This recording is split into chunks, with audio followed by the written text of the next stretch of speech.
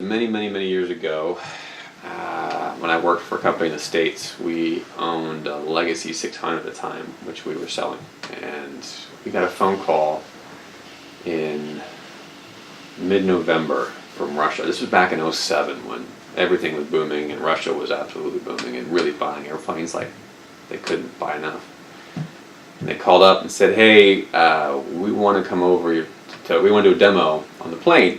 And usually we never ever did demos because demos always turn into just cheap charters. And we said, no, we don't want to do it. They said, no, you have to come bring it to Russia for us to see. We said, never in a million years going to happen. And so they said, well, we'll pay you to bring it to Russia. And we owned it at the time, so we figured, you know what, this isn't a revenue opportunity out of this, I guess. So we gave them a number that was so obscenely high, we thought no one on earth would ever pay it. And within 15 seconds, they're like, yep, no problem. I thought, damn.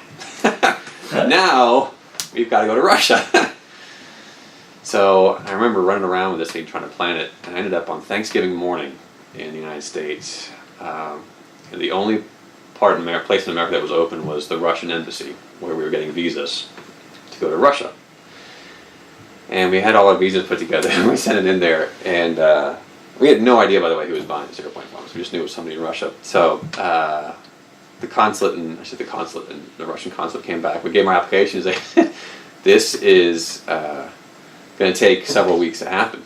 So that wasn't going to work. So I called the guys that we were dealing with in Russia and said, this is a problem.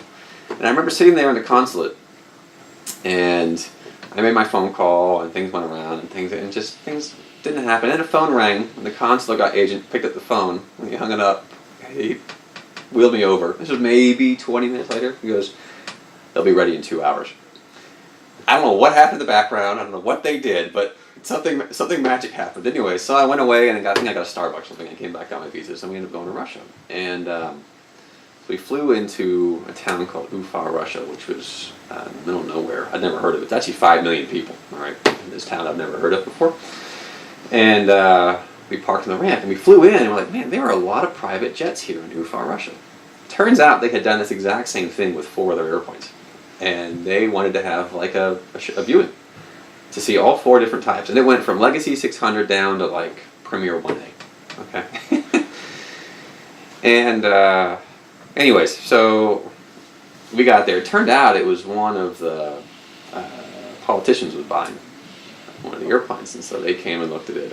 And everything about this was just fascinating as a Westerner. I mean, you had no idea what was going on. And there's a whole lot of stuff in the background which you don't want to talk about. But you know, these guys, it was really fascinating. So, you know, of course, because there was a politician involved, the security was massive. So, you know, I step off the plane in Ufa, Russia, and all of a sudden the thing is just boarded by dogs, men with guns, about 15 people on board, scouring over the airplane and make sure there's nothing bad inside of it. I'm terrified, right? I mean, I have no idea what's going on. Crew's terrified, whatever it is, just what do we do? And the guy came out and looked at it. Of course, when you look on airplanes, you know, you look at the really big one versus the really small one, you like the really big one. And so they decided, yep, they're going to buy the plane. Fantastic, that's great news. And so they took us out for a celebratory meal, and again, it was somebody fairly important, and he didn't go with us at all. It was his people taking us around.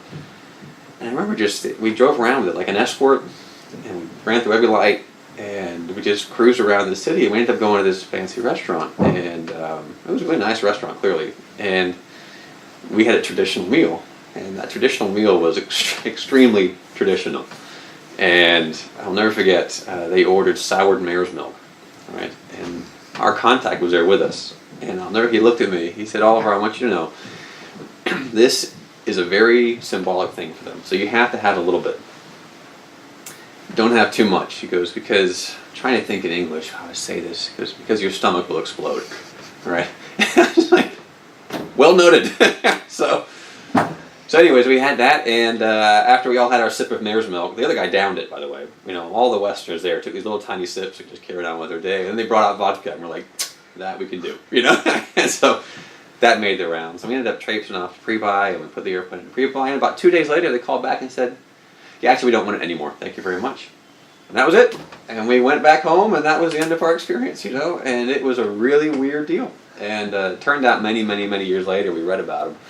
They ended up buying a series of brand new airplanes, and it was just this whole big scandal over there. But anyways, it was a fascinating story that we went through on that thing, and Anyway, that was a fun one.